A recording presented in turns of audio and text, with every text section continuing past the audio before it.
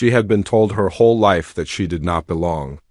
Not on the field, not in the unit, not in the world of men who carried guns and called themselves warriors. But Maya Reeves had never once listened to anyone who tried to define the edges of her sky. If you have ever been told you are too small, too soft, too different to matter, keep watching. Because what happened to Maya on that cold November morning changed not just her life, but the lives of everyone who witnessed it. And it will change something in you too. Maya was 26 years old when she completed the most grueling military training program in the country. She had bled through 17 weeks of sleep deprivation, frozen rivers, and broken bones that she never once reported to the medics. She had outrun men twice her size. She had outsmarted instructors who had spent decades designing traps for overconfident soldiers. And when the final scores came in, her name sat at the very top of the list. Maya Reeves. Number 1. SEAL sniper candidate, but Commander Harris did not clap for her. He did not shake her hand. He was a man who believed that excellence was something earned not on paper, but in the merciless theater of reality. And he had his doubts. Not about her scores, about her heart on the morning of her first live field assignment. Commander Harris called her into the equipment room alone. The rest of the unit had already received their gear, clean, zeroed, mission-ready rifles. Maya stood before him, chin raised, eyes steady.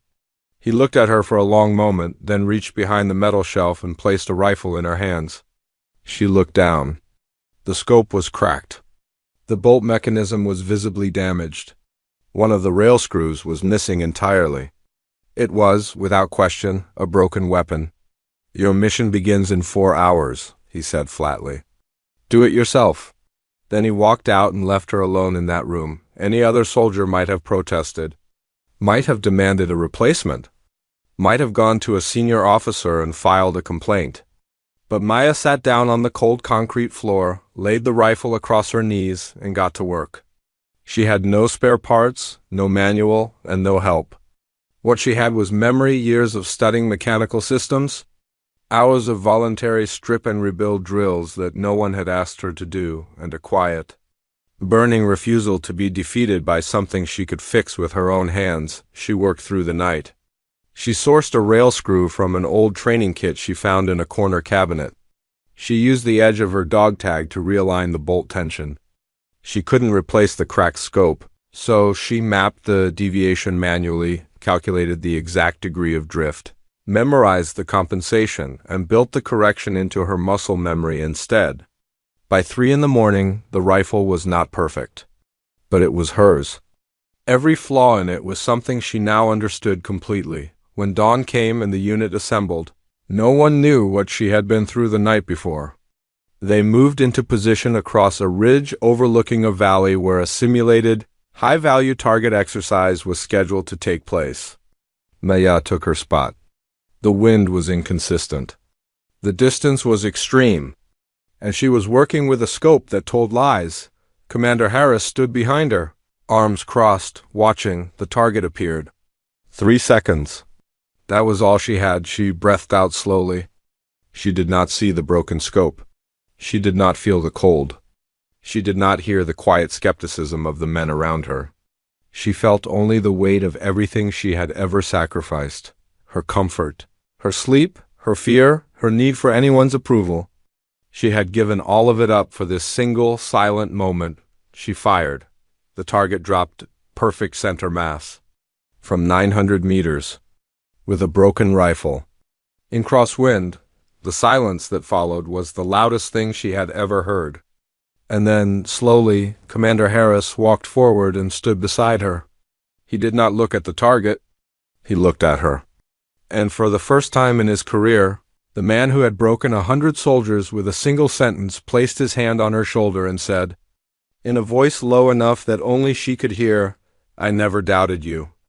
I just needed you to stop doubting yourself." Maya's eyes burned. Not from the cold, from the sudden, overwhelming understanding that the broken rifle had never been a punishment. It had been a gift. He had given her the one situation where no one could help her, no equipment could save her, and no score could define her. because he needed her to discover the only thing that could make her truly unbreakable. Herself.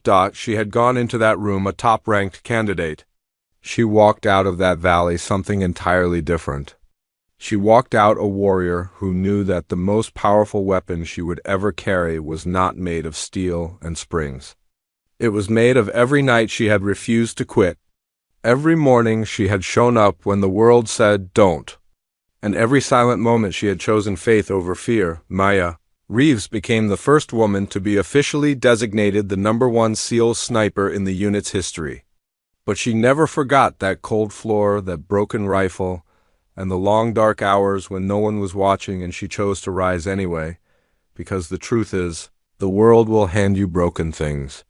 Broken chances, broken trust, broken versions of the life you planned. And in those moments you will face one question. The same question Commander Harris left in that room with her. Can you do it yourself? She answered it. And so can you. If this story moved you, share it with someone who needs to hear it today. And please subscribe for more stories that remind you just how strong you really are.